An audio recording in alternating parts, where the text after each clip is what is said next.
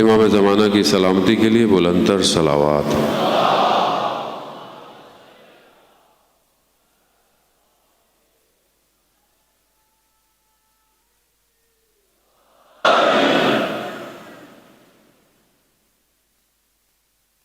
ایک اور دفعہ بلند تر صلوات پیش۔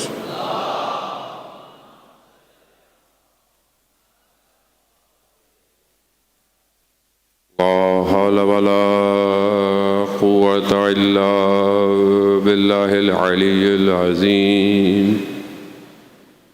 حسبنا الله ونعم الوكيل، نعم المولى ونعم النصير۔ أعوذ بالله من الشيطان الرجيم، بسم الله الرحمن الرحيم۔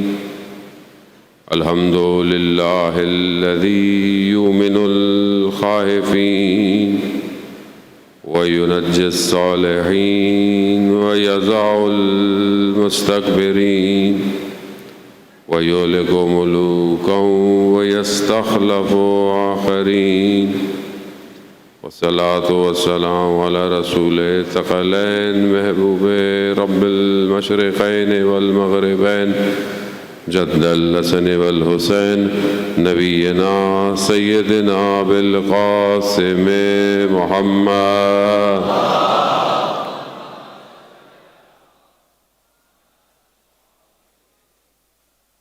وعلى آلہ الطیبین الطاہرین المعصومین، لا سیما بقیت اللہ فی الارضین، روحی وارواحنا لتراب مقدمہ الفدا، ولعنۃ اللہ علی اعدائہم اجمعین۔ بسم اللہ الرحمن الرحیم۔ رب اشرح لی صدری ویسر لی امری واحلل عقدۃ من لسانی یفقہوا قولی، اما بعد فقد قال رسول اللہ صلی اللہ علیہ وآلہ وسلم، ان الحسین مصباح الہدی وسفینۃ النجات۔ صلوات بید محمد والے۔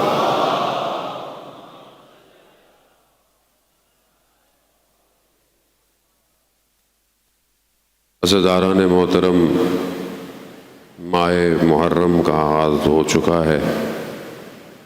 خدا کی بارگاہ میں شکر گزار ہیں کہ پروردگار نے ہمیں یہ توفیق عطا فرمائی کہ ہم ان ایام میں جمع ہوں اور خدا کا ذکر کریں اور ان کا ذکر کریں جن کا خود خدا ذکر کر رہا ہے۔ اور یہ ایام نعمت الہی ہیں، یہ مکتب خدا کی طرف سے ایک ایسی انسان کی ہدایت کا راستہ ہے۔ اور یہ حدیث جو آپ کی خدمت میں پیش کی، آپ سنتے رہتے ہیں، بچپن سے سن رہے ہوں گے، دیواروں میں لکھی ہوئی ہے، پوسٹرز میں لکھی ہوئی ہے۔ اور یہ صرف قول نہیں ہے یا اقوال نہیں ہے کہ کسی نے کوئی بات کہی اور آپ نے سن لی، اور ظاہر ہے کہنے والا وہ شخص ہے کہ جو خاتم الانبیاء ہے، جس کے لیے قرآن یہ فرماتا ہے کہ یہ اپنی طرف سے اپنی خواہش سے کوئی بات نہیں فرماتے، جو بھی ہے وہ سب خدا کی طرف سے ہے۔ اور پیغمبر جب کوئی بات فرما رہے ہیں تو وہ پھر، اور وہ بھی ایک ایسی وقت میں کہ جب سید الشہداء بہت چھوٹے ہیں، اور صرف اس لیے نہیں کہ وہ ان کے بھانجے لگتے ہیں یا ان کے نواسے لگتے ہیں یا ان کے فرزند لگتے ہیں، نہیں، ایسا نہیں۔ پیغمبر صدیق اور امین ہیں، خدا کے نظام کو دنیا پہ حاکم کرنے کے لیے ان کو بھیجا ہے۔ جب وہ کوئی بات کہہ رہے ہیں تو اس کا پس منظر بھی بہت بڑا ہے اور اس آگے تک اس کی روشنی بہت زیادہ ہے۔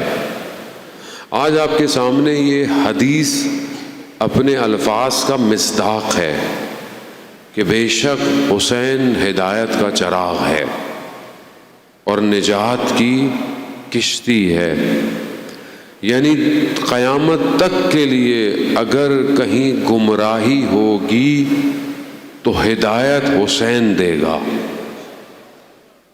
اور آج جو ہم سب بیٹھے ہوئے ہیں یہ سب اسی ہدایت کی وجہ سے بیٹھے ہوئے ہیں. اور یہ ایسا چراغ ہے جسے لوگوں نے یا کسی چیز نے یا کہیں جگہ پہ نہیں جلایا گیا. یہ وہ چراغ ہے جسے خدا نے روشن کیا ہے، اور جسے خدا روشن کر دے اسے دنیا بجھا نہیں سکتی، اور نہ ہی دنیا بجھا پائے گی. قیامت آپ کے سامنے کتنا عرصہ ہو گیا، عزاداری کو روک دیا گیا، امام حسین کی زیارت کو روکا گیا، اور اتنی مشکلات آپ کے سامنے ہیں، لیکن یہ کبھی رکا نہیں ہے، نہ کبھی یہ رکے گا. اور جتنا وقت بڑھتا چلا جائے گا یہ کارواں اتنا بڑا ہوتا چلا جائے گا. سفینۃ النجات یعنی نجات کی کشتی ہے. ہمیں بہرحال اسی چیز کو مد نظر رکھنا ہے، اور چند دن آپ کی گفتگو آپ کے درمیان میں ہے کہ اصل وارث جو ہے وہ غیبت کے پردے میں ہے، اور اس تک پہنچنا بہت ضروری ہے. جو ہم بہت عرصے یہ بات گفتگو کرتے تھے کہ امام کا ظہور ہو جائے اور امام آ جائیں، میرے خیال میں ہمیں اب اس ٹرمنالوجی کو چینج کرنا پڑے گا. یعنی اب ہم انتظار کریں کہ وہ آئیں، اب ہمیں اس سے آگے بڑھنا چاہیے. اب ہم اپنے آپ کو اس قابل کریں کہ ہم امام تک پہنچیں. یعنی امام کا آنا ایسا نہیں ہے کہ آپ بولیں امام کہیں سے آئیں گے تو آپ تک پہنچیں گے. نہیں، امام کا آنا صرف ایک شخص کا فزیکل آنا نہیں ہے، ایک سسٹم کا جنریٹ ہونا ہے، ایک سسٹم کا کھڑا ہونا ہے. یعنی جب وہ اس سسٹم اس قابل ہو جائے گا تو امام وہاں ظہور فرمائیں گے، یعنی نمودار ہو جائیں گے غیبت کے پردے میں.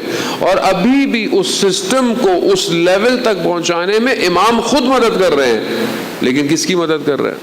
اس کی مدد کر رہے ہیں کہ جو اپنے آپ کو امام کے لیے وقف کر رہا ہے، اسی کی مدد کر رہے ہیں. اس کو تھوڑا صحیح کریں، اس کی آواز کیوں غائب ہو رہی ہے؟ صلوات بھیجتے محمد وعلی محمد.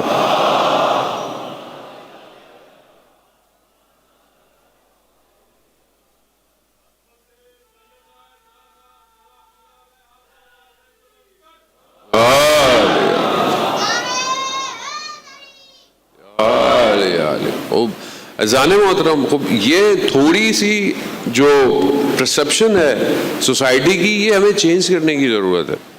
ہم بہت عرصے سے انتظار کر رہے ہیں، لیکن ہم سمجھتے ہیں ہم انتظار کر رہے ہیں، مولا نہیں آ رہے، دعاؤں میں نمازوں میں گریہ ہو رہا ہے، استغاثہ ہو رہا ہے. اچھی بات ہے، دعا خود امام فرماتے ہیں میرے لیے دعا کرو، ظہور کی دعا کرو. دعا ویسے بھی مومن کا اسلحہ ہے، لیکن دعا ہی کرتے رہو، کچھ کرو ہی نہیں، کیسے آئیں گے؟ پھر ہم کہتے ہیں مولا ہی نہیں آ رہے، تو مولا کیسے آئیں گے؟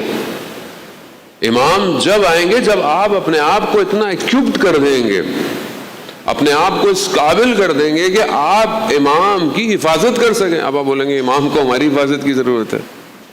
دیکھیں، سید الشہداء کربلا میں آئے، سارے ظاہری اسباب کے ساتھ آئے، دنیاوی اسباب کے ساتھ آئے نا. 4000 ملائکہ اترے کہ مولا آپ کی مدد کریں. امام نے کہا نہیں، میری مدد کی ضرورت نہیں ہے، میں خود لڑوں. اپنے اصحاب کے ساتھ لڑے. جب تک اصحاب زندہ تھے امام کو کچھ ہوا؟ جب تک تھے انہوں نے اپنے ٹکڑے کروا دیے، اس کے بعد امام تک دشمن پہنچا ہے نا. تو اب ہم اگر امام کو دعوت دے رہے ہیں تو کیا ہم اس قابل ہیں کہ اس سے پہلے دشمن امام تک پہنچے ہمارے ٹکڑے کرے؟ کربلا یہی ہے. یا لیتنی کنت معکم فافوز فوزا عظیما، کاش ہم آپ کے ساتھ ہوتے، کربلا والوں کے ساتھ ہوتے، ہم بھی کامیاب ہو جاتے. تو کیا ہم اپنے آپ کو اپ گریڈ کر رہے ہیں؟ یہ بہت امپورٹنٹ ہے جانے محترم. اب ہم اپنے آپ کو تھوڑا اپ لفٹ کریں. محرم ہر سال آتا ہے، ہمیں توفیق دیتا ہے، اور ہم اپنے آپ کو اس قابل کریں کہ امام کے خیمے میں داخل ہو سکیں، امام کے خیمے میں پہنچ سکیں، اپنے آپ کو ذہنی طور پر، عملی طور پر. تو یہاں بہرحال قرآن کی آیات کا سہارا لیتے ہوئے کہ پروردگار جو ہے وہ ہمیں دعوت دے رہا ہے. کس چیز کی دعوت دے رہا ہے؟ کہ ہمیں دعوت دے رہا ہے کہ اطیعوا اللہ و اطیعوا الرسول، اللہ کی اطاعت کرو اور رسول کی اطاعت کرو. اطاعت یا اب یہ اطاعت ضروری ہے، یہ اطاعت نظر آنی چاہیے. کیوں اطاعت کرو؟ تاکہ تم پر پروردگار، سورہ آل عمران کی آیت ہے، آیت نمبر 32 ہے غالباً، تاکہ تم جو ہے تم پر رحم کیا جائے، خدا کی طرف سے تم پر رحم کیا جائے. اطاعت کرو. خدا کو سب مانتے تھے، خدا کو لوگ اس وقت مانتے تھے، کوئی بہرحال ایک طاقت کہتا تھا، کوئی کچھ اور کہتا تھا. کرسچن بھی مانتے تھے اور یہودی بھی مانتے تھے، مگر وہ اپنی اپنی ٹرمنالوجی میں خدا کو مانتے تھے. کوئی خدا کو کہتے تھے، نبی کو جو ہے وہ خدا کا بیٹا کہتے تھے، کوئی کہتے تھے کہ ایک ہی سب کچھ ہے. خدا کو ماننے سے انکار نہیں تھا ان کا، خدا کو مانتے تھے. مگر پروردگار کہہ رہا ہے کہ ایمان اگر لانا چاہتے ہو، اپنے آپ کو اس لیول پہ لے کے جانا چاہتے ہو، تو پھر خدا کے ساتھ رسول کی اطاعت کرو. مشکل رسول کی اطاعت میں تھی، خدا کی اطاعت میں نہیں تھی مشکل. رسول کی اطاعت کرنی پڑ گئی تو پھر ہمیں ان کو ماننا پڑے گا، پھر جو یہ فرماتے ہیں اس پہ عمل کرنا پڑے گا. خدا کو ماننا تو آسان ہے، خدا کو مانو، خدا کو مان لو، باقی کچھ بھی نہیں کرو. جیسے ہمارے کہتے ہیں دل میں اللہ ہونا چاہیے. بھائی عمل میں کیا ضرورت؟ دل میں خدا ہے، ہمارے دل میں تو سب کچھ ہے، لیکن ظہور کیسے ہوگا؟ کیونکہ دیکھیں جب تک ہم اس سسٹم کو جو اللہ نے بھیجا ہے اس پر اپنے آپ کو گامزن نہیں کریں گے تو ہم دنیا میں بھی کمال پہ نہیں پہنچ سکتے اور آخرت میں بھی نہیں پہنچ سکتے. مسئلہ صرف تھوڑی دیر کا نہیں ہے، زندگی 60 سال کی زندگی ہے، 70 سال کی زندگی ہے، نہیں، ایسا نہیں ہے. یہ تو بہت تھوڑا اسپیم ہے، مگر یہ چھوٹا سا جو ایک آپ کے پاس پیکج ہے، یہی پیکج آپ کو اس قابل کرے گا کہ آپ قیامت میں ہم فیہا خالدون، تم ہمیشہ وہاں رہو گے. اب جہاں ہمیشہ رہنا ہے مگر اس کے لیے یہاں رہنا ضروری ہے اور یہاں سے گزرنا پڑے گا، امتحان میں، آزمائش میں، ساری چیزوں میں. سب سے بڑی مشکل جو نظام الہی کے مقابلے میں ہے وہ اللہ کے ولی کا انکار کرنا ہے. اطاعت کرو، جب تک نہیں ہوتا جب تک حضرت مسلم کوفہ نہیں آئے تھے، امام حسین کو خط لکھے گئے، امام حسین کو بلایا گیا، امام حسین کے لیے بولا کہ آپ آ جائیں، ہم آپ کے لیے تیار ہیں. لیکن جب امام حسین علیہ السلام نے جناب مسلم کو بھیجا اور کہا کہ اس کی بیعت کرو، غیبت تھی، جب غیبت سے مراد کیا ہے؟ ابھی امام وہاں نہیں، مدینہ میں تھے نا امام، ظاہری طور پر کوفہ میں نہیں ہے. جب تک کوفہ میں نہیں تھے، جب تک بہت تیار ہو رہے ہیں، آ جائیں، آپ آ جائیں، ہم آپ کا انتظار کر رہے ہیں اور ہم یہ کر دیں گے، ہم قیام کر دیں گے، ہم یہ کر دیں گے. امام نے بولا اچھا چلو اپنے آنے سے پہلے نائب کو بھیجتا ہوں. نائب کو بھیجا، کیا ہوا؟ کہاں گئے وہ 18,000 خط؟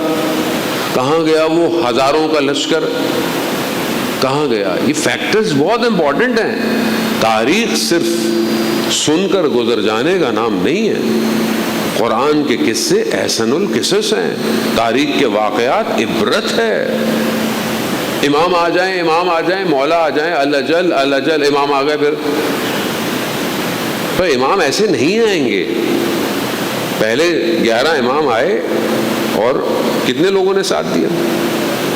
ابھی جب تک ہم اپنے آپ کو اس جہد تک نہیں پہنچاتے اور اس لیول تک پہنچانے کے لیے آپ کو انٹرنل معرفت کی ضرورت ہے.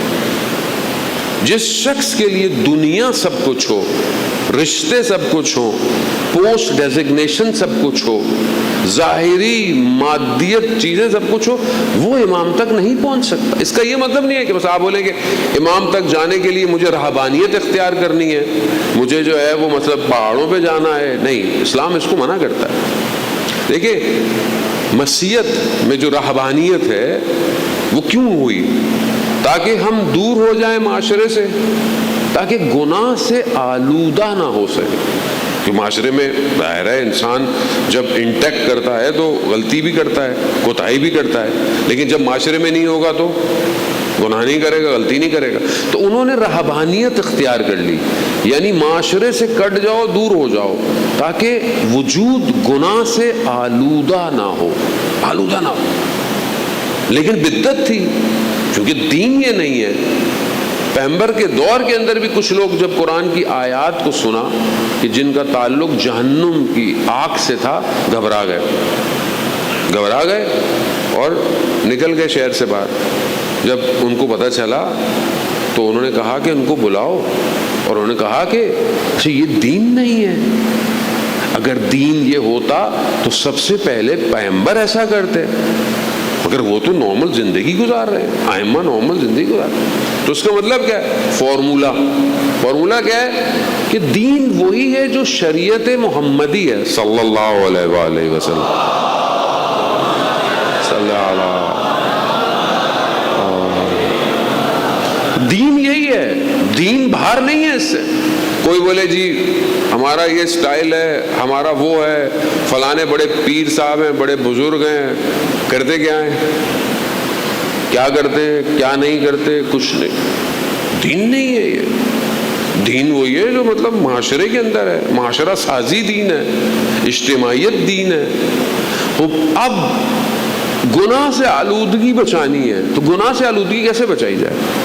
گناہ سے انسان جب اپنے آپ کو، کیونکہ بیکٹیریا اگر آپ کو لگ گیا تو پھر آپ کو تو اینٹی بائیوٹک کھانی پڑ جائیں گی نا بہت ساری، تو کیسے بچائیں؟ معاشرے میں بھی رہنا ہے تو کہا سسٹم ہے، اطیعوا اللہ و اطیعوا الرسول۔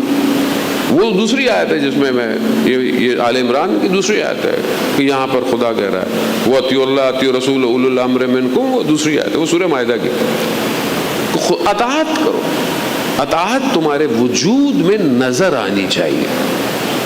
تو آج آپ معاشرے کو دیکھیں، آج معاشرے میں آلودگی پائی جاتی ہے، معاشرے میں نجاست پائی جاتی ہے۔ کیوں پائی جاتی ہے؟ اطاعت نہیں ہے۔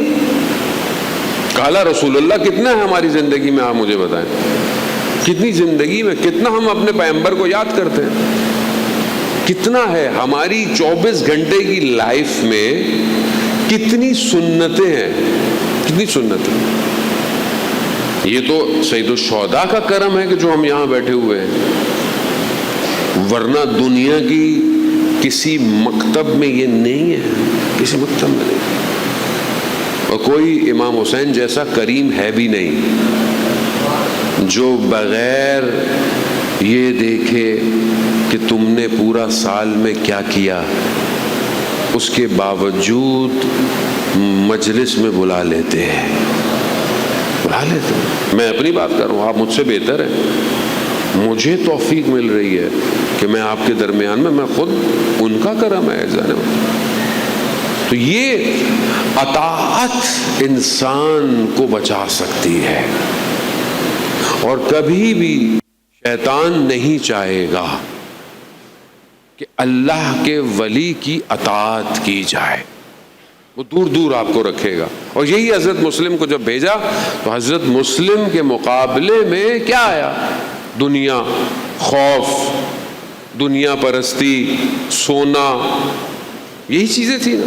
تلوار کو سونے کے بدلے میں بھیج دیا۔ آج بھی دنیا وہی ہے، سب وہی ہے، سب کچھ ویسا ہے، جگہ بدل گئی، زمانہ بدل گیا، لیکن سب کچھ ویسا ہی ہے۔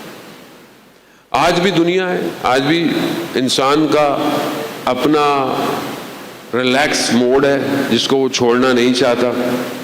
انسان اپنی ظاہری ترقی کی طرف سوچتا ہے، یہ نہیں سوچ رہا کہ میرا نقصان ہو جائے امام کو آنا چاہیے۔ میں اکثر یہ دعا کر رہا ہوتا ہوں کہ میرا مسئلہ حل ہو جائے، امام آئے یا نہ آئے، اندر سے زبان سے تو کہتا ہوں مولا آ جائے۔ آج آپ کے سامنے دنیا کے حالات ہیں، دنیا کے حالات آپ کے سامنے، ایران کے حالات آپ کے سامنے، لبنان کے حالات آپ کے سامنے۔ اب وہ ظاہری طور پر تو دیکھیں بڑا نقصان ہوا ہے، ظاہری طور پر لوگ شہید ہو گئے، بلڈنگیں تباہ ہو گئیں، اکانومی مشکل میں، ظاہری طور پر تو ایسے ہی ہے۔ تو کیا آپ سمجھتے ہیں کہ وہاں کے لوگ یہ دعا کر رہے ہوں گے کہ ہمارے مسئلے حل ہو جائیں؟ آپ کیا سمجھتے ہیں کہ وہاں کی سڑکوں پہ رات کو کیا دعا ہو رہی ہے؟ ان کے یہاں دعا یہ ہے کہ ہمارا تو جو ہونا تھا ہو گیا، اور وہ آئے جو اصل وارث ہے۔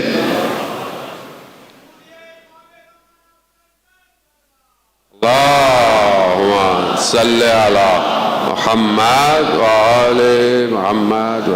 وہ اس فیز، یہ جو ایک فیز آیا، یہ جو فیز آیا ہے، اس فیز سے گزارا گیا قوم کو. یہ فیز سے قوم گزر رہی ہے اور اس نے عرصے سے اس سے گزر رہی ہے. اب ہمارے یہاں بہرحال ڈیفینیشن چینج ہے بہت ساری چیزوں کی. ہمارے یہاں کوئی چیزیں بولی جائیں تو لوگوں کو سمجھ میں نہیں آتی ہیں اس طرح، لیکن انہوں نے شہید رہبر کو ہمیشہ نائب امام زمانہ مانا ہے. مجتہد اپنی جگہ، سپریم لیڈر اپنی جگہ، جو بھی ڈیزگنیشن آپ لے لیں ان کے ہاں جو بھی ہے وہ اپنی جگہ، لیکن کہا کہ نہیں امام کا نائب ہے. اور ویسے بھی مجتہدین امام کے نائب ہی ہوتے ہیں، اور وہ بھی ایسا شخص کہ جو اس دور کے اندر اتنا مضبوطی سے کھڑا ہوا، اتنا مضبوط کھڑا ہوا. لیکن کیونکہ ان کا نعرہ یہی تھا کہ ہم اہل کوفہ نہیں ہیں کہ آپ کو اکیلا چھوڑ دیں، تو انہوں نے بھی یہی کیا. انہوں نے بھی کہا کہ میں بھی تمہیں نہیں چھوڑوں گا، میں بھی بنکر میں نہیں جاؤں گا، میں بھی غاروں میں نہیں بیٹھوں گا، میں بھی ایسی جگہ نہیں بیٹھوں گا جہاں میزائل نہ لگے، نہیں میں بھی وہیں رہوں گا جس طرح تم رہتے ہو. اور دشمن نے یہی کیا. دشمن اپنی پلاننگ کرتا ہے، اللہ اپنی پلاننگ کرتا ہے. انہوں نے بولا لیڈر ختم ہو جائے گا، داستان ختم ہو جائے گی. تو یہاں تو سسٹم ہے، شخص نہیں ہوتا. یہی دشمن غلطی کرتا آ رہا ہے. یہی غلطی اس نے کوفہ میں کی، یہی غلطی اس نے مدینہ میں کی، یہی غلطی اس نے کربلا میں کی. وہ یہ سمجھتا ہے کہ شخص ختم ہو گیا. شخص ختم نہیں ہوا، یہ سسٹم جتنے شہادت ہوتی اتنا اسٹرانگ ہو جاتا ہے، اتنا اسٹرانگ ہو جاتا ہے. کربلا اس لیے تو سمجھنا ضروری ہے اور دنیا کو سمجھانا بھی ضروری ہے کہ کربلا فرقہ نہیں ہے. اس لیے ہم دعوت دیتے ہیں اپنے تمام اہل سنت بھائیوں کو، تمام باقی فرقوں کو کہ آپ مجلس میں آئیں، آپ سنیں. آپ بے شک ماتم نہ کریں، آپ کے ماتم نہیں کرنا، آپ بے شک ماتم نہ کریں، آپ گریہ بھی نہیں کریں.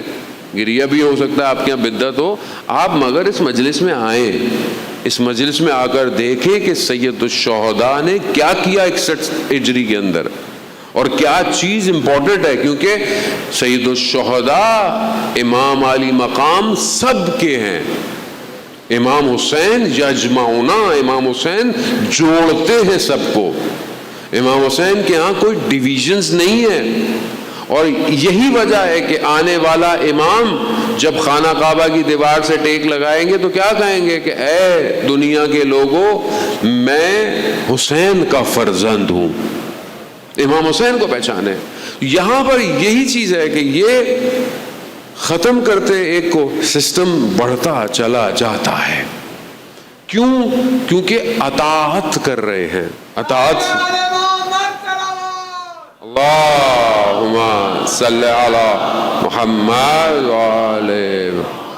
اب آپ بہت تیزی سے بہرحال پہلا دن ہے مجلس کا، بہرحال میں خلاصتاً آپ کو سٹرکچر جو ہے وہ گفتگو کی کوشش کر رہا ہوں کہ آپ کی خدمت میں پیش کیا جائے. اب آپ بہرحال دیکھیں کہ کون سی چیز ہے کہ جو انسان کو روکتی ہے اطاعت سے. امام کی اطاعت سے کیا چیز روکتی ہے؟ مطلب جانتے ہیں لوگ مولا ہے دنیا، اور دنیا ایسی کہ جو انسان کے وجود کو ڈبو رہی ہے، آلودہ کر رہی ہے. آپ جوان ہیں ماشاءاللہ، مجالس میں بہت بڑا طبقہ جوانوں کا آتا ہے. جوان سب سے بڑا ٹارگٹ ہے آج کی دنیا کا، اور جوان ہی سب سے زیادہ ریکوائرڈ ہے امام زمانہ کے لیے. امام کو شباب کی ضرورت ہے نا، جوان، شباب یعنی جوان. اور دشمن جوان ہی کو ٹارگٹ کرتا ہے. بزرگ اپنی جگہ، انہوں نے اپنی زندگی گزاری، بہترین زندگی، یہاں تک لے آئے عزاداری کو، اسلام کو، لیکن بہرحال ان کو ٹارگٹ نہیں کرا. ٹارگٹ آپ لوگ ہیں، آپ کا ذہن ہے، آپ کی نگاہیں ہیں. صلوات بھیجے محمد والے محمد. خوب امام کو شباب چاہیے، جوان چاہیے، اور اسی جوان کو آلودہ کرنے کا سسٹم ڈیزائن ہوا ہے. پورا سسٹم ہے یہ. اب دجالی سسٹم کہہ کر انسان بھاگ جاتا ہے، نہیں، اس سے بھی خطرناک سسٹم ہے. اتنا پیٹرن ڈیزائنڈ ہے کہ کس طریقے سے معاشرے کو آلودہ کر دیا جائے کہ یہ جوان امام کے لیے کھڑا نہ ہو پائے، اطاعت نہ کر پائے. میڈیا سب سے بڑا حربہ ہے، جہاں اس کے فائدے ہیں وہاں اس کے نقصانات بھی۔ مجلس لائیو جا رہی ہے، آپ مجلس دیکھتے ہیں، اپنی پڑھائی کا کام کرتے ہیں، بہت ساری اچھی چیزیں کرتے ہیں، لیکن اس کا اتنا سسٹمیٹک، اس کی ایکویشن، اس کا الگورتھم اتنا ہے کہ وہ کہیں نہ کہیں روح کو آلودہ کرتا ہے، کہیں نہ کہیں، اور وہ نقص جب آ جائے تو اتنا آسان نہیں ہوتا اس نقص کو خراب کرنا۔ پروردگار قرآن میں کیا فرماتا ہے؟ سورہ بہرحال عمران کی آیت ہے کہ سارعوا الی مغفرت اللہ، یعنی تم جلدی کرو، تیزی کرو، سبقت لو، کس میں؟ خدا کی مغفرت کے لیے۔ اللہ کی مغفرت یعنی اللہ کی مغفرت حاصل کرنے کے لیے تیزی کرو۔ دنیا کہاں کہہ رہی ہے؟ دنیا کہہ رہی ہے یہ لوٹ لو، یہ چھین لو، یہ کما لو، یہ بچا لو، یہ لے لو، وہ لے لو، اس میں جلدی کرو۔ قرآن کیا کہہ رہا ہے؟ قرآن کہہ رہا ہے کہ اللہ کی مغفرت کے لیے سبقت حاصل کرو، دوڑو، مغفرت ضروری ہے۔ کیوں؟ کیونکہ بہرحال نقص آ گیا ہے، نقصان ہو گیا ہے، چیز ڈیمیج ہو چکی ہے، تو اس کو صحیح کرو پہلے۔ یہ صحیح نہیں ہوگی تو یہ نہیں تم حاصل کر سکتے۔ مغفرت ضروری ہے۔ مغفرت صرف اس لیے بولا مولانا میں نے کون سے گناہ کیے ہیں؟ عزیزان محترم، میں اپنی بات کر رہا ہوں، آپ جوان ہیں، یقیناً آپ پاک ہیں، تبھی تو مولا کی مجلس میں بیٹھے ہوئے ہیں، لیکن آپ خود سوچیں کہ حضرت یونس علیہ السلام، اللہ کا نبی غلطی نہیں کرتا، معصوم ہوتا ہے، لیکن صرف اس وجہ سے کہ قوم پر عذاب نہیں آیا، تھوڑے سے ناراض سے ہو گئے۔ وہ تھوڑی سی، وہ بھی اللہ اور نبی کا معاملہ ہم اس کو شاید ایکسپلین نہیں کر، اس کے باوجود 3 طرح کے اندھیروں میں چلے گئے، 3 طرح کے، رات، سمندر، مچھلی کا پیٹ، 3 اندھیروں کے اندر، اور کئی عرصے تک ذکر کیا، لا الہ الا انت سبحانک انی کنت من الظالمین، کہ نہیں، لا الہ الا یعنی کوئی نہیں ہے تیرے سوا، انی کنت من الظالمین، میں نے اپنے اوپر ظلم کیا۔ اللہ کا نبی ہے، کیا ظلم کیا؟ کوئی غلطی نہیں کی، مگر اس کے باوجود خدا کی بارگاہ میں جو ہے وہ ذکر کیا جا رہا ہے، پروردگار میں نے ظلم کیا۔ جب خدا نے اس کو قبول کیا تو کیا کہا؟ فاستجبنا له ونجيناه من الغم وكذلك ننجي المؤمنین۔ خدا نے قبول کیا، خدا کہتا ہے ہم مومنین کو نجات دیتے ہیں۔ تو میں اور آپ کہاں کھڑے ہوئے؟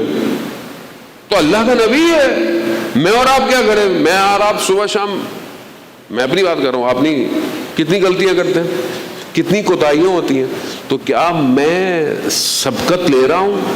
کیا میں روز دوڑ رہا ہوں خدا کی بارگاہ میں مغفرت کے لیے؟ کتنا انسان سے غلطی ہوتی ہے، ہاتھ میں موبائل ہے، کچھ اور دیکھنا بھی چاہ رہا ہے، کچھ اور نظر آ رہا ہے، ذہن کہیں اور جا رہا ہے۔ ذہن ایک سٹرکچرڈ ہے پورا، اس کے اندر آلودگی کا آ جانا، اس کا مطلب ہے کہ اس میں اچھائی نہیں آئے گی۔ اگر ذہن پاک نہیں ہے تو انسان کے اوپر الہام نہیں ہوگا۔ ہر وقت ذہن، آپ دیکھیں نا کہ معاشرے میں اتنا ایسا سسٹم کیا گیا نا، دیکھیں ہماری تو بیسکس نیڈس پوری نہیں ہے، پانی نہیں ہے، گیس نہیں آ رہی، بجلی کا مسئلہ، اور ماشاءاللہ سڑکوں کا مسئلہ۔ انسان، آپ سوچیں نا کہ آدمی اس ڈسٹریس میں، اور پھر اس کے بعد ٹی وی کھولیں، آپ اس کے بعد خبریں دیکھیں، ساری چیزیں دیکھیں، ایک ہجوم ہے انسان کے اوپر، سائیکولوجیکل وار ہے۔ اس وار کے اندر پھر ڈرگز، نشے، فساد اخلاقی، بے حیائی، برائی، اور یہ سب کچھ جو ہو رہا ہے، یعنی جو تھوڑا سا بچ جائے تو اس کو آلودہ کر دو، اور جب یہ آلودہ ہو جائے گا تو یہ کیسے کہے گا اطیعوا اللہ و اطیعوا الرسول؟ کیسے کرے گا؟ یہ کیسے کرے گا؟ مجھے ذہن اس کا آلودہ ہے، سوچنے کی صلاحیت ختم ہے اس میں، کہاں جائے گا؟ کیسے اپنے امام تک پہنچے گا؟ یعنی امام تک، اذان محترم، امام تک صرف پہنچنا نہیں ہے، پورا سسٹم ڈیزائن کرنا ہے کہ امام تشریف لائیں اس کے اندر۔ کیسے کریں گے آپ؟ اذان محترم، خوب اپنے آپ کو کمتر کیوں سمجھے انسان؟ یہی تو ٹائم ہے کہ جہاں پر ولایت علی ابن ابی طالب پوری دنیا کو سمجھانے کا وقت ہے کہ دیکھو اگر ولایت ہو تو پھر یہ ہوتا ہے. 57 ملکوں میں سے جب ولایت علی ہو تو یہاں پر کرار کے ماننے والے ہیں، غیر فرار کے ماننے والے. ایسے ہی ہے، یہاں بھاگتا کوئی نہیں ہے، یہاں سینے پہ تیر کھانے والے لوگ ہیں. یہاں موت فنا نہیں ہے، یہاں موت بقا ہے، بقا. ڈیفینیشن فرق ہو گئی نا. تو جب آپ اپنے آپ کو ایسا سسٹم ڈیزائن کریں گے کہ آپ کا ذہن پاکیزہ ہو، تب آپ ایسا کریں گے، تب دشمن خوف کھائے گا. دشمن خوف کھا چکا ہے اس ٹائم، اور خوف ہے دشمن میں کچھ بھی نہیں ہے، کھوکھلا ہوتا ہے. اور یہ سب کچھ اسی مجلس اور عزاداری سے جانے میں ہوتا ہے، سب کچھ یہیں سے ہے. ایک سسٹم کی بات سب سید الشہداء کے در سے ملتی ہے، جہاں 12 سال کا بچہ جو یہ کہے کہ موت میرے لیے شہد سے زیادہ میٹھی ہے، تو وہ موت سے بھاگتے نہیں ہیں، وہ اس شہد کو چکھنا چاہتے ہیں. موت خوف نہیں ہے. اسی لیے ٹیکنالوجی، جدید اسلحہ طاقت نہیں ہے، اصل طاقت ارادہ ہے. ارادہ، اگر جس قوم کے پاس ارادہ ہو اسے کوئی روک نہیں سکتا. تو عزیزان محترم، دشمن یہی چاہتا ہے کہ آپ کے ارادوں کو ضعیف کر دے، کمزور کر دے، آپ کے ذہن کو گناہ کی طرف لے جائے، معاشرے کو پھنسا دے. یہ تھرڈ ورلڈ کنٹریز کے ایشوز یہی ہیں کہ ان کو کریٹو نہیں ہونے دو. آپ کے سامنے بہرحال میں خبریں پڑھنے نہیں آیا گا، بولے مولانا صاحب مجلس پڑھ رہے ہیں، خبریں پڑھ رہے ہیں. نہیں، خبریں تو آپ میرے سے زیادہ صبح شام سن رہے ہیں. دیکھیں 47 ایئرز سینکشنز، پابندی، مگر کہیں لگتا ہے. اچھا، بہت سارے لوگوں نے تو دیکھا بھی نہیں ہوا تھا، انہوں نے تو وہ ویڈیوز دیکھی کہ میزائل پڑ رہے ہیں، تو اچھا بلڈنگیں وہ ہم تو سمجھ رہے تھے گاؤں دیہات ہے، وہ ایسی بلڈنگیں ہیں، پتہ نہیں کیسے روڈ ہیں ان کے پاس. تو لوگوں نے بولا یہ تو بڑا تھا. انہوں نے 47 ایئرز میں غلامی نہیں کی، انہوں نے سسٹم کو ڈیولپ کیا. انہوں نے صرف دعائیں نہیں مانگی اللہ جل، انہوں نے کہا کہ ہم اپنے آپ کو اس مقام پہ لے جائیں کہ امام تشریف لے کر آئیں. امام ہے، سب کچھ یہی ہے، یہیں سے اٹھا ہے. امام خمینی کا مشہور جملہ ہے، ہمارے پاس جو کچھ ہے محرم اور سفر کی وجہ سے ہے، اور ہمارے پاس بھی جو کچھ ہے.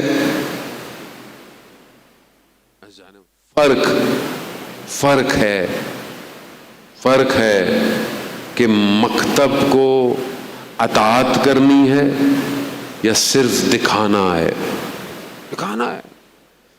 سب سے پہلی چیز علم کو چھین لو معاشرے سے. جب علم نہیں ہوگا تو کچھ بھی نہیں ہے. اور جب انسان جاہل ہو جائے تو جاہل کو کنٹرول کرنا بڑا آسان ہے. مطلب آپ کو کچھ پتا نہیں ہو کوئی مسئلہ تو آپ بہت ایزیلی، کیوں آپ دیکھیں نا، یہ ہمارے انٹیریئر میں جائیں آپ، یا چاہے وہ سندھ ہو چاہے وہ پنجاب ہو، اس سے کوئی فرق نہیں پڑتا. مطلب کوئی یہ نہ بولیں کہ بھائی آپ صرف آپ کو سائنس سے مشکل ہے، ہمیں کوئی سائنس سے مشکل نہیں ہے. آپ سسٹم ہے. کیوں ڈیولپ نہیں ہے؟ کیوں ایجوکیشن ڈاؤن ہے؟ کیوں چیٹنگ کرائی جاتی ہے؟ کیوں؟ پڑھا لکھا نہیں ہوا نا. جب پڑھا لکھا نہیں ہے جس کو کچھ آتا ہی نہیں ہے، یہ چیٹنگ کر کے پاس ہو جائے، بعد میں بے شک گورنمنٹ افسر بن جائے، اس کو آتا ہی کچھ نہیں ہے. وہ آتا کچھ نہیں ہے تو آپ کو نظر آ رہا ہے کراچی کا حال، کچھ بھی نہیں آتا نا. ذہن میں اتنی وسعت ہی نہیں ہے کہ کچھ سوچے. ڈیولپمنٹ کسے کہتے ہیں؟ کنسٹرکشن کسے کہتے ہیں؟ ایک شہر کو ایمپائر بنانا کسے کہتے ہیں؟ ذہن ہی نہیں ہے. ذہن نہیں ہے دنیا کا.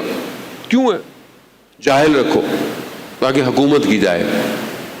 اب مجھے علم نہیں آتا، مجھے کرسی مل گئی، اب مجھے ڈر کیا ہے میری کرسی چھن نہ جائے، تو اب میرے سے جو بھی بولو گے، میں تو ویسے بھی جاہل آدمی، تو جو بھی بولو گے وہ کرتا رہوں گا. خود تو کر رہا ہے، پس کون رہا ہے؟ قوم. پہلا سسٹم، علم چھین لیا جائے، علم نہیں دیا جائے، اور وہ علم جو سوسائٹی کو بناتا ہے، وہ علم جو آئندہ کی اسٹریٹجیز کو ڈیزائن کرتا ہے، وہ تو آپ کی ہماری یونیورسٹیز میں ویسے بھی نہیں ہے. ہمیں وہ بنایا جائے جو غلام کام کرتے ہیں. قوموں کو ایسے چلایا، ایسے تھوڑی چلایا جاتا. تو اب ہم کیا کریں ذہن میں ہوتا ہے، یہ تو خیر پرابلم آپ کو سب کو پتہ ہی ہے. ہم اپنے آپ کو خود ڈیولپ کریں، اپنے آپ کو انہینس کریں. سب سے پہلے اپنے آپ کو پاک کریں. یہ راستہ روکنا پڑے گا آپ کو. یہ جو آلودہ، یہ جو نجاست، یہ جو اتر رہی ہے، اس کو روکنا پڑے گا آپ کو. سوشل میڈیا آپ کو اپنا کنٹرول کرنا پڑے گا. ہر چیز نہیں دیکھنی، ہر خبر نہیں سننی، ہر برائی کے بارے میں جاننا ضروری نہیں ہے. یہ ہو گیا، وہ ہو گیا. آپ دیکھیں نا آپ کس طریقے سے معاشرے کو آلودہ کیا جاتا ہے. کوئی ایک واقعہ کہیں ہوتا ہے، وہ تو غلط بات ہے، واقعے کا ہونا بری بات ہے، لیکن ہر واقعے کا نیشنل ہو جانا، معاشرے میں پھیلا دینا، خوب یہ ذہن پاک نہیں ہوگا، اس سجدے میں بھی خدا کی طرف متوجہ نہیں ہوگا. سید الشہداء ایک ایسا سسٹم لے کر آئے کہ چاہے تم کربلا سے ہزاروں سال فاصلے پر بھی ہو، لیکن اگر تم اس مکتب میں آ گئے تو سید الشہداء تمہیں پاک کر دیں گے. پاکیزگی. اب آپ دیکھیں نا، اور یہ صرف مجلس کی بات نہیں ہے. قالا امام جعفر صادق علیہ الصلوۃ والسلام، اللہ صلی علی محمد. امام فرماتے ہیں نا کہ اگر تمہاری آنکھ میں ذرا سا بھی آنسو آ جائے، کس وجہ سے؟ امام حسین کے غم میں، تو خدا جہنم کی آتش کو ٹھنڈا کر دیتا ہے. یہ حقیقت ہے. انسان کو پاک کر دیتا ہے، صاف کر دیتا ہے. یہ اپورچونٹی انسان کو کہیں پہ بھی نہیں ملتی ہے ذہن موت. تو ہم خدا کا شکر کریں کہ ہمیں خدا نے اپورچونٹی دی ہے. جو ہم سے غلطی ہو گئی، انسان ہے، ہو گئی، لیکن ابھی ہم امام کے خیمے میں آ گئے. اور جب آ گئے ہیں تو بس اس سے فائدہ اٹھائیں اور یہ عہد کریں کہ یہ جو چند دن گزریں گے، محرم گزرے گا، تو میں اپنے آپ کو امام کے قریب کروں. اور یہ سب آپ نے خود فیصلہ کرنا ہے، کوئی اور آپ کے بارے میں فیصلہ نہیں کر سکتا. کتنی آئیڈیالوجی میری بدلی، کتنا میں نے اپنے آپ کو چینج کیا. بہرحال خدا میں بھی توفیق دے کہ آپ کی خدمت میں جو ہے وہ ان چیزوں کو پیش کر سکیں. ذہن محترم، بہت بڑے بڑے لوگ دنیا کے آلودگی اور زندگی میں پھنسے ہوئے تھے، مگر جیسے ہی اپنے آپ کو امام حسین کے حوالے کیا تو نہ صرف خود پاک ہوئے بلکہ لوگوں کو بھی پاک کر دیا. آپ کے سامنے کیسے کیسے لوگ کربلا میں پہنچے ہیں، کیسے کیسے لوگ، حتیٰ وہ بھی جنہوں نے امام کا راستہ روکا. تو یہ کون ہے حسین؟ مدینہ ہے. پیغمبر اپنے گھر میں جناب ام سلمہ سے فرماتے ہیں، ام سلمہ امہات المومنین میں سے ازواج پیغمبر ہیں، ہم آرام کرنے حجرے میں جا رہے ہیں، کسی کو آنے مت دیجیے گا. جاتے ہیں، لیٹ جاتے. تھوڑی دیر میں دیکھا ایک چھوٹا سا بچہ آیا اور حجرے میں جانے لگا. تو ام سلمہ نے کہا کہاں جا رہے ہو؟ کہا نانا کے پاس جا رہا ہوں۔ کہا انہوں نے منع کیا ہے کہ کوئی حجرے میں نہ آئے۔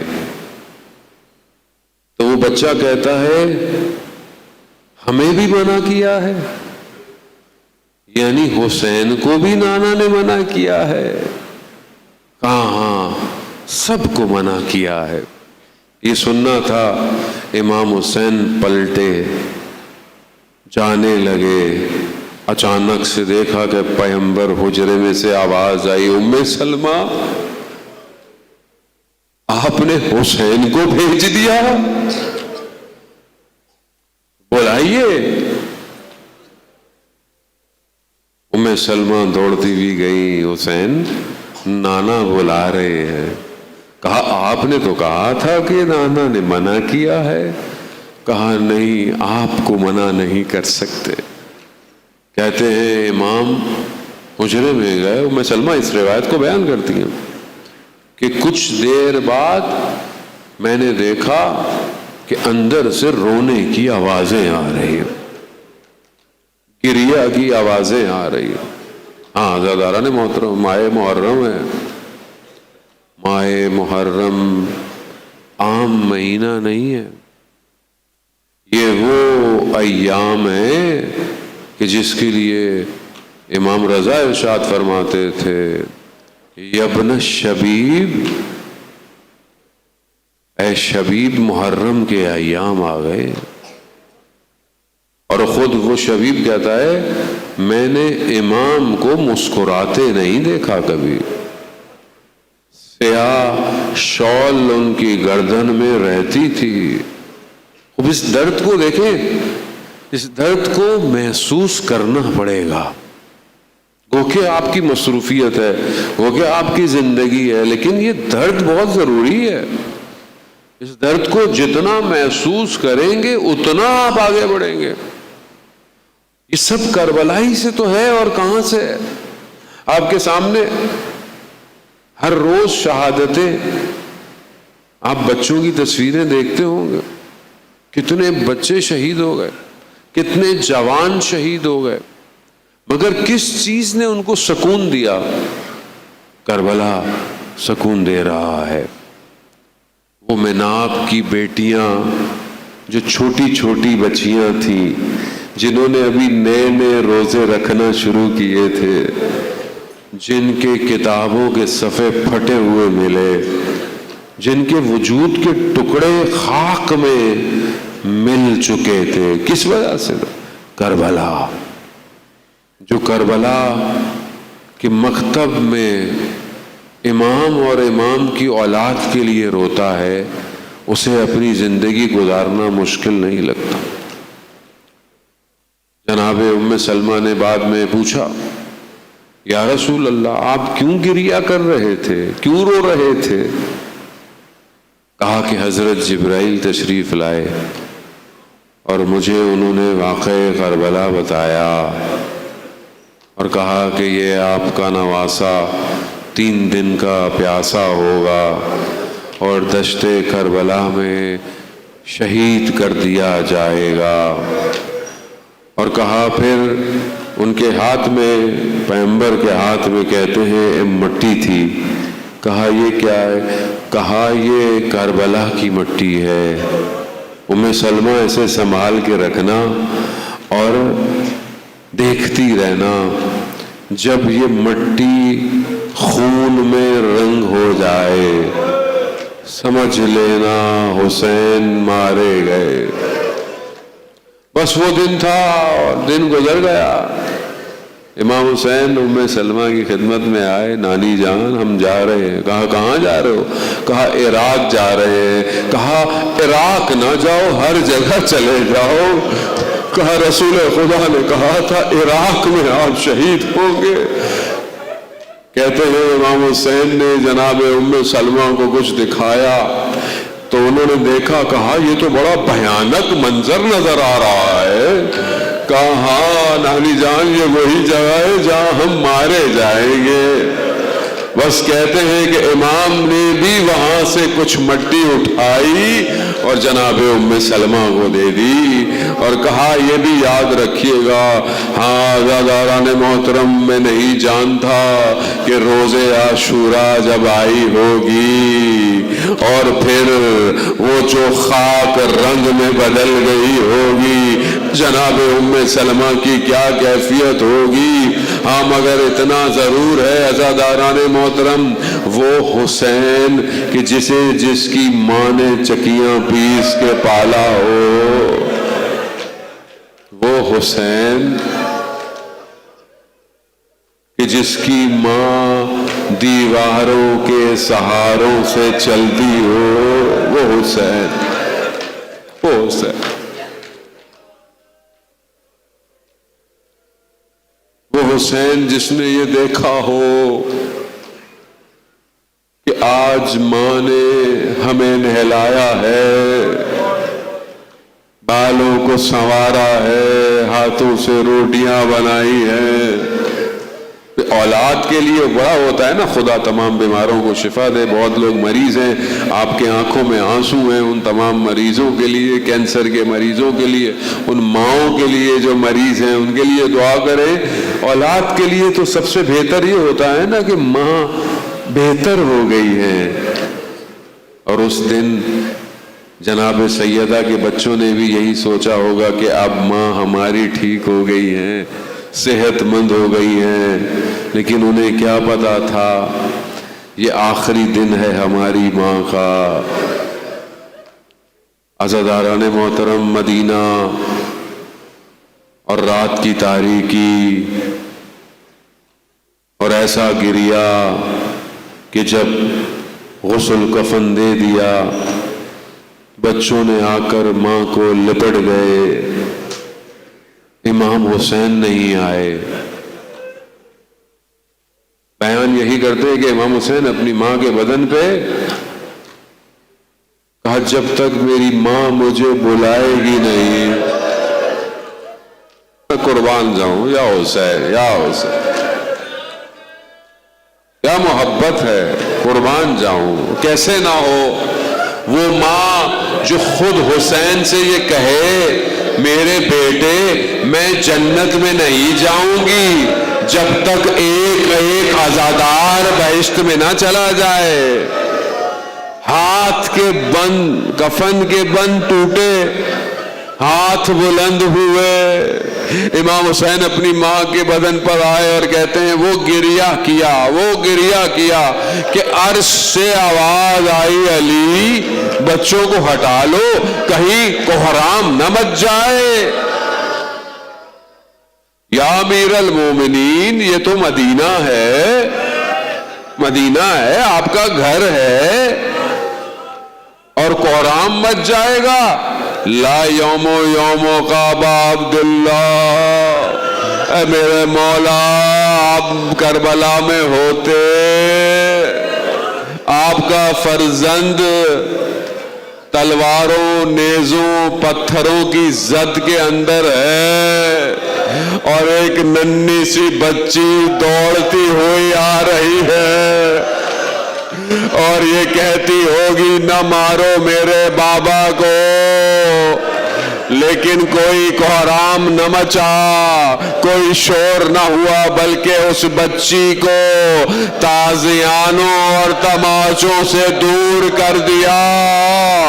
عزاداران محترم، ارے وہ بچی بھی بالکل اپنی دادی جیسی شباہتیں رکھتی ہے۔ وہاں دروازہ جلا، یہاں دامن جل گیا، باقی میری جرت نہیں جناب سیدہ کے لیے کہوں مگر اس بچی کو تماچے لگے، خدا آپ کو اس کا اجر۔ ایسے روئے کہ جیسے گھر میں جنازہ آنے والا ہے، ایسے گریا کرے جیسے سب کچھ ختم ہو گیا ہے۔ عزادارم حسین ایسا ہے جس کی ماں پہلی محرم کو مدینہ چھوڑ دے اور اپنی ٹوٹی ہوئی پسلیوں سے شہر شہر گلی گلی نہ چھوٹا عزا خانہ دیکھے نہ بڑا عزا خانہ دیکھے اور آئے اور عزاداروں کے پرسے کو لے کر جائے. ارے وہ حسین کہ دشت کربلا کی طرف رواں ہے اور ایک چھوٹی سی بچی جو آج بھی شام کے زندان میں یہی کہہ رہی ہے اے میرے بابا کے عزاداروں جب کربلا جانا تو میرا بھی بابا کو سلام دینا.